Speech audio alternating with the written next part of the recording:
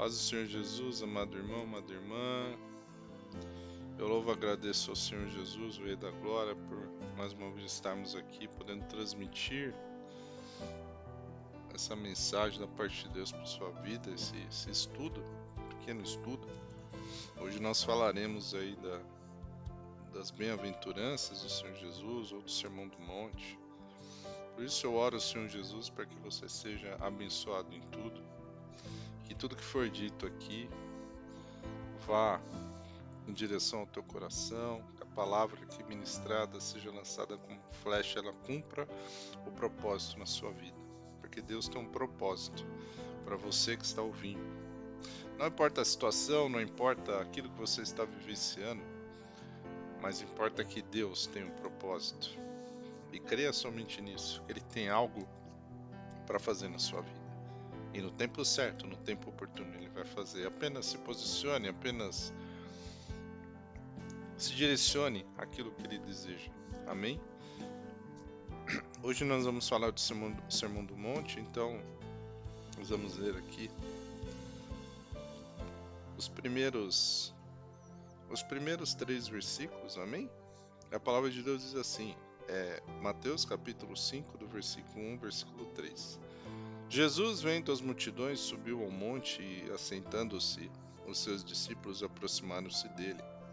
E Jesus, abrindo a boca, os ensinava, dizendo: Bem-aventurados os pobres em espírito, pois deles é o reino dos céus. Quando o Senhor Jesus ele inicia o sermão da montanha, ele cita, a palavra bem-aventurados. Aleluia. E interessante é que a palavra bem-aventurado, ela vem da expressão inglesa chamada blessed, que significa abençoado, bendito, muito feliz. Então, essa palavra bem-aventurado, ela tem como objetivo transmitir, a ideia do original, do original que vem lá do grego, se eu não estou enganado, a palavra Makarios, e se refere a uma felicidade que excede todas as circunstâncias.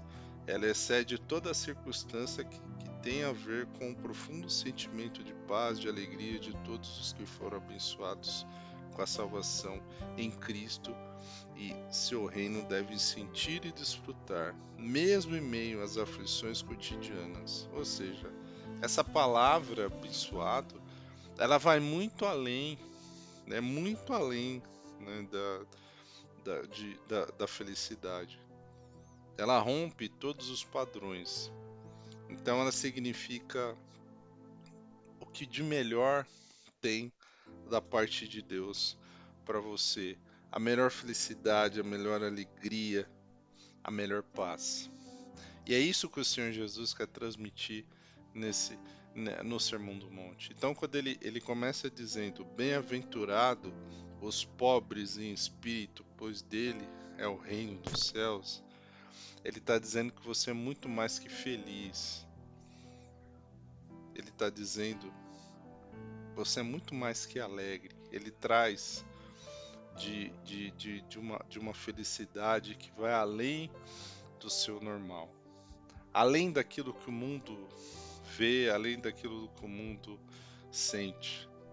Como havia dito aqui, ela tem uma relação com um profundo sentimento que vai muito além das aflições, dos problemas que nós vivenciamos. E outro ponto importante, quando nós lemos pobre de espírito, a princípio parece estar falando de uma pobreza material, de uma pessoa coitadinha, de uma pessoa que está à beira do caminho, que está jogada, que está perdida, que não tem nada. Mas na verdade, ela não tem qualquer relação com esse tipo de situação, porque ela diz respeito a toda e qualquer pessoa que reconhece o senhorio do Senhor Jesus. Uma pessoa que reconhece que sem o Senhor Jesus na nossa vida nós não somos nada. Nós estamos falando de pessoas que rejeitam o orgulho, pessoas que rejeitam a arrogância, rejeitam o ego, pessoas que negam-se a si mesmo, que assumem uma posição de humanidade, de humildade perante Deus. Aquele que decidiu em seu coração ser um discípulo de Cristo. Então, quando nós falamos de pobres de espírito, nós estamos falando de pessoas que realmente ela se coloca numa posição de dependência do Senhor Jesus. Uma pessoa que reconhece as suas falhas, uma pessoa que reconhece que precisa do Senhor Jesus todos os dias. E essa palavra é uma palavra que ela vai de encontro para confrontar justamente aqueles que têm os corações, né, voltados para uma arrogância, corações presunçosos. Então, pobre de espírito, amado irmão, significa isso: pessoas humildes, pessoas que são totalmente dependentes do Senhor Jesus, que reconhecem que tudo que elas fazem não são pela força das suas mãos, mas é pela graça que está em cada uma delas. Por isso, o Senhor Jesus, por meio dessa palavra, Ele nos ensina que, como os discípulos de Cristo, nós devemos ser pacientes, bondosos com as pessoas, que não inveja ninguém, que age com bom senso diante de todos e não se importa de maneira inconveniente. Inclusive, isso é o que é dito pelo apóstolo Paulo lá em 1 Coríntios capítulo 13, versículo 4, quando fala do amor. Uma pessoa que suporta com mansidão e humildade o forte temperamento das pessoas, porque hoje, no contexto que nós vivemos, nós temos pessoas de temperamentos fortes, outras com um temperamento um pouco mais controlado, vamos dizer assim. Então, se nós não tivermos mansidão para lidar, nós acabamos indo por um caminho totalmente contrário à vontade de Deus e a gente deixa de ser aí os pobres de espírito.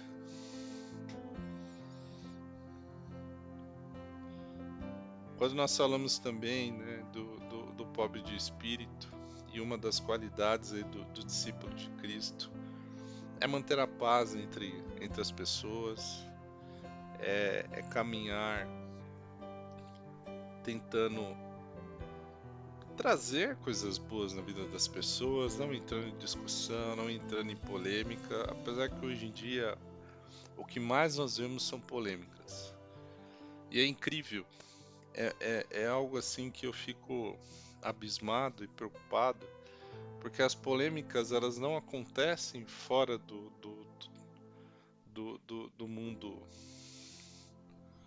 mundo evangélico, vamos dizer assim, do mundo cristão, melhor dizendo. Elas não acontecem, elas não deveriam, elas deveriam ocorrer de certa forma fora do mundo cristão, porque nós estamos falando de pessoas que não conhecem ali os ensinamentos de Cristo, como de fato ser um verdadeiro de Cristo, mas ao contrário, as discussões, as polêmicas, elas acontecem dentro do mundo cristão. São pessoas que têm posicionamentos diferentes e se degladeiam, discutem e tomam atitudes totalmente contrárias a de um verdadeiro discípulo de Cristo. Enfim, ou seja, nós não cumprimos aquilo que diz em Efésios capítulo 4, versículo 2. Vamos ler aqui para a gente poder entender melhor isso, né? Com toda humildade e mansidão, com paciência, suportando-vos uns aos outros em amor. E aí Paulo antes fala assim, né? Portanto, eu, prisioneiro do Senhor, suplico-vos que andeis de modo digno para com o chamado que recebestes, com toda humildade, mansidão, com paciência, suportando-vos uns aos outros em amor, procurando cuidadosamente manter a unidade do Espírito no vínculo da paz. Então essa foi a orientação de Paulo. Então a igreja ela precisa viver em paz, não discutindo. E infelizmente as pessoas elas querem provar que elas estão certas e o outro está errado. Então tem pessoas que acham que isso é importante, discutir, debater. Eu discordo, eu acho que o discípulo de Cristo ele tem que ser diferente. E não simplesmente debater, discutir. Será que o Senhor Jesus se alegraria ver o seu próprio corpo discutindo entre si? Não sei. Outro aspecto do que o discípulo de Cristo deve ter, né? Outro comportamento, que é uma pessoa que perdoa. Realmente ela perdoa aquilo que qualquer palavra negativa, qualquer insulto, né? Uma pessoa que deixa pra lá, que não leva pra si, não leva pro lado pessoal, não leva pro seu coração aquilo que o outro está falando. Não é algo fácil, amado irmão. É algo que nós aprendemos todos os dias a lidar. Mas é necessário que a gente perdoe, é necessário que a gente deixe de lado, né, qualquer sentimento de raiva, de rancor, porque isso faz mal para nossa saúde espiritual e para nossa saúde física. Colossenses 3, 12 diz assim: assim como o povo escolhido de Deus, santo e amado, revestivos de um coração pleno de compaixão, bondade, humildade, mansidão, paciência. Zelai uns pelos outros e perdoai-vos mutuamente, caso alguém tenha algum protesto contra o outro, assim como o Senhor vos perdoou, assim também procedei. Se o Senhor perdoou cada um de nós, por que devemos ser diferentes? Então devemos perdoar, irmão. Perdoe, se livre desse sentimento. E é o sentimento que é uma porta para outros, para doenças, para tantas outras coisas físicas e espirituais que ocorrem na nossa vida. Então, deixe de lado isso. Outra atitude de um discípulo de Cristo, que ajuda todo aquele, que auxilia todo aquele, que ajuda a restaurar aqueles que pecam com espírito de humildade, estando sempre atento para que não seja tentado da mesma forma.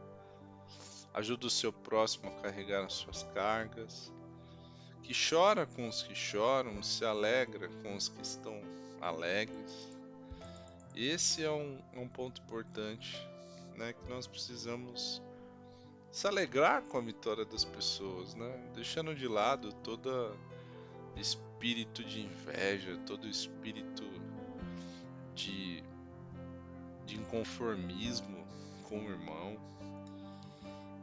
E esses são sentimentos gerados pela própria carne, mas que nós precisamos deixar de lado e pedir ao Senhor Espírito Santo que nos ajude, né, a se alegrar com a vitória do irmão, se alegrar com aquilo que o irmão está vivendo de felicidade, que tem como hábito, né, em sua vida prática do bem, a prática do bem, se coloca diante das pessoas em um nível, assim como em 1 Coríntios capítulo 9, versículo 21 e 22, onde nós vemos que Paulo se colocou no mesmo nível das pessoas em que ele pregou a palavra, como ele próprio disse, né? Para os fracos, tornei-me semelhante fraco para ganhar os fracos. Fiz-me de tudo para com todos, com a finalidade de conseguir, de qualquer maneira possível, salvar alguns. Paulo ele se colocou na mesma posição, né? No mesmo nível que as pessoas, e isso é um outro ponto importante que vai muito ao confronto do ego, né, que há em cada um de nós, né? Muitas vezes a gente fica arrogante, egocêntrico, né, porque nós detemos o conhecimento e nós temos que provar para os outros que nós temos a razão. Mas aqui Paulo, mesmo tendo um conhecimento incrível, né, das Escrituras, uma experiência com o Senhor incrível, ele se colocou no mesmo nível. Ele se fez de fraco para ganhar os fracos. Olha só, ele fez tudo o que foi necessário. Ele fez tudo o que foi necessário para poder salvar as pessoas que estavam ali dentro do contexto dele. Então ele deixou de lado a arrogância, ele foi de fato um pobre de espírito, ele se colocou na dependência do Senhor Jesus e abriu mão de tudo aquilo que ele detinha, né? De todo do seu ego, do seu conhecimento, para simplesmente ser instrumento na mão daquelas pessoas, para ajudar aqueles que ainda não o conheciam, para caminhar lado a lado, para se alegrar com os que se alegram, para chorar com os que choram. Eu vejo muito isso, né? Eu vejo muito quando essa passagem, quando nós vemos essa atitude de Paulo, eu vejo que ele suportou com mansidão e humildade as pessoas, que ele perdoou, sabe-se lá quantas ofensas ele não recebeu, quantas palavras negativas ele não viu, mas ele se manteve a mesma pessoa. Óbvio que existe uma passagem na Bíblia que ele pregava aos israelitas, mas os israelitas não concordavam, e chegou um momento que ele bateu as sandálias no chão e ele falou assim: eu não tenho mais responsabilidades sobre vocês e eu pregarei para os gentios. Isso de fato aconteceu, mas o chamado de Paulo era justamente pregar para os gentios. Esse era de fato o chamado dele, levar o evangelho às outras nações, a levar o evangelho ao mundo. E foi o que ele fez. Pregou para tantas igrejas na Ásia, pregou em Roma e ganhou tantas pessoas. Nós vemos ali Paulo ganhando Onésimo. Nós vemos tantas passagens onde Paulo ele deu o seu melhor. E eu vejo em Paulo cada um desses atributos que eu acabei de ler. Foi uma pessoa paciente, foi bondoso com as pessoas, que não tinha inveja, que sempre agiu com bom senso diante de todas, nunca se portou de maneira inconveniente, que suportou com mansidão, né, que manteve a paz, que perdoou. Nós vemos também uma passagem onde em certo momento ele discutiu, ele discutiu acerca de João Marcos, e num certo momento ele seguiu por um caminho diferente de João Marcos, e lá na frente ele reconheceu que João Marcos era importante para o reino de Deus. Então, amado irmão, nós temos que entender que nós,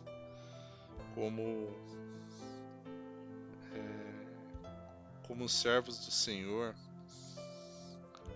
nós passamos por transformações, né? Nós passamos por transformações e nós vamos sendo lapidados pelo Senhor Jesus, nós vamos sendo melhorados, né? E esse é o objetivo que a gente faça a nossa parte, né? Que a gente possa cumprir o propósito de Deus para que o nome dele seja glorificado. É lógico que Paulo não era um homem perfeito, ele era como nós, né? Ele era como nós, sujeito a falhas, sujeito a tantas coisas, mas foi um grande exemplo, né? Foi um grande exemplo.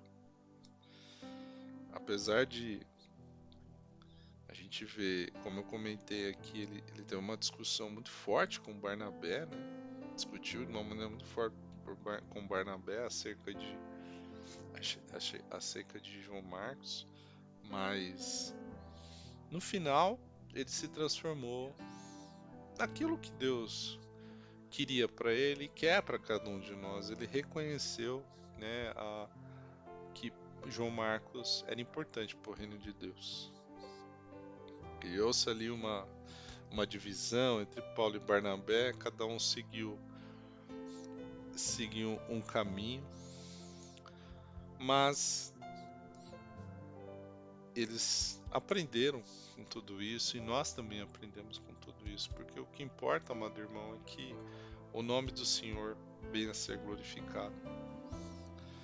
E eu oro ao Senhor Jesus, o Rei da Glória, oro ao Senhor Espírito Santo, que essa palavra toque em cada coração e que nós possamos refletir sobre as nossas atitudes, nós possamos refletir sobre o nosso comportamento. Será que de fato, amado irmão, a gente está colocando o Senhor Jesus como nosso Senhor em nossa vida? Será que a gente realmente estamos caminhando conforme a vontade dele? Será que nós reconhecemos o seu senhorio? Será que nós estamos buscando, né, esses atributos, essas qualidades de um verdadeiro discípulo de Cristo, que é a paciência, a bondade, que nada mais são os frutos do Espírito Santo em nossa vida? Lembrando,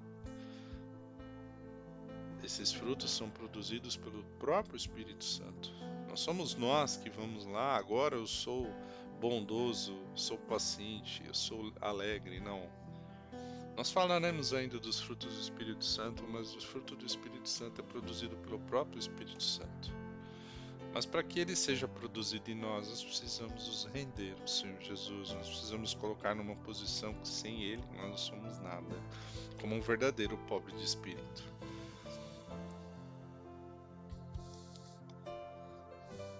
Bem-aventurados pobres em espírito, pois deles é o reino dos céus. E com certeza, amado irmão, se nós nos colocarmos nessa posição de reconhecimento que sem o Senhor nós não somos nada,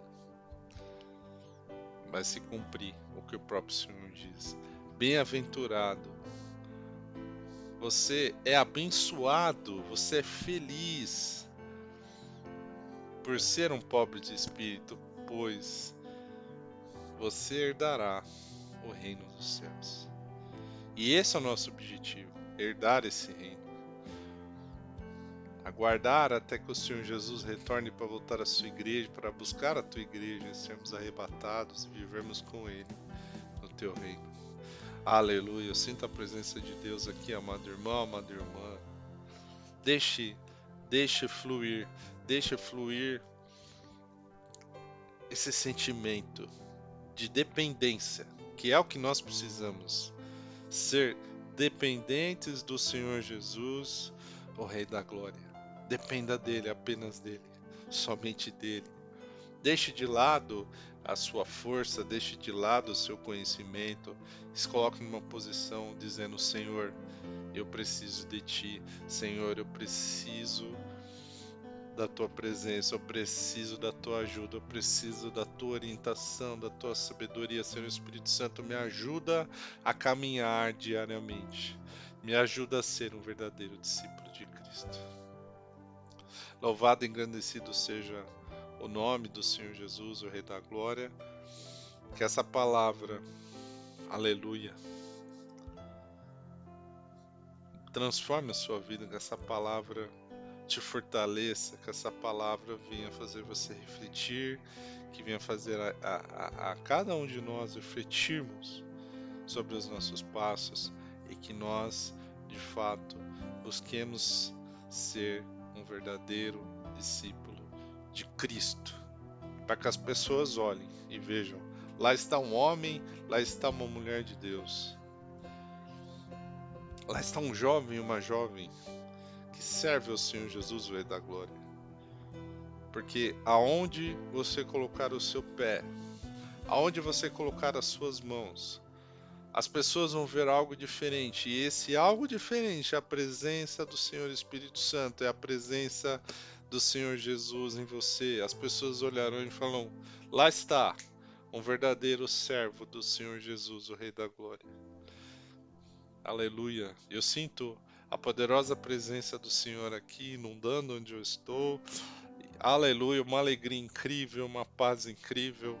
Aramandarakandarabashandaramandácia.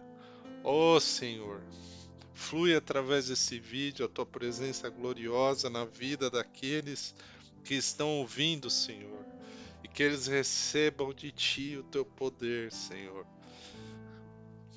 Recebam de ti, aleluia, aleluia, recebam de ti toda alegria, toda paz. Recebam de ti, Pai, aquilo que eles mais precisam para caminhar. Aleluia. Aquilo que o Senhor me deu, Senhor. Aquilo que o Senhor me deu, que o Senhor transfira para os teus filhos. Que eles possam receber, Pai. E serem fortalecidos, renovados. Serem cheios do teu Espírito, meu Deus. Em nome do Senhor Jesus, o Rei da Glória. Querido irmão, querida irmã, você que está ouvindo, se você ainda não aceitou o Senhor Jesus, o Rei da Glória, e sentiu em seu coração e deseja fazê-lo, ora comigo, da maneira que você está. Se você quer se ajoelhar, se ajoelhe. Se você está sentado, se mantenha sentado, da maneira como você preferir, não importa. Não precisamos de ritualismo, de nada disso. O Senhor Jesus quer apenas o seu coração. Repita comigo essas palavras se você sentiu, se você foi convencido pelo Senhor Espírito Santo. Repita comigo essas palavras: Senhor Jesus, perdoa os meus pecados, perdoa as minhas falhas. Eu te aceito, meu Senhor, como meu Senhor e Salvador da minha vida. Escreve o meu nome no livro da vida. E que eu possa caminhar todos os dias conforme a tua vontade, ser alimentado por ti através da leitura da tua palavra, e que eu possa, Senhor, desenvolver um relacionamento contigo diariamente. Em nome de Jesus. Muito obrigado, Senhor. Assim eu te agradeço e te louvo por cada um que ouviu essa mensagem, pelo tempo que eles dispuseram para ouvir cada palavra ministrada, Senhor. Abençoa o teu povo. Em nome de Jesus, muito obrigado, Senhor. Muito obrigado por mais essa oportunidade. Amém. Graças a Deus. Muito obrigado, amado irmão, amada irmã. Que Deus abençoe. E eu oro ao Senhor Jesus que essa palavra seja, aleluia, lançada, ela cumpra o propósito ao qual ela foi, aleluia, determinada. Em nome de Jesus. Que Deus abençoe cada um de vocês. Até o próximo vídeo.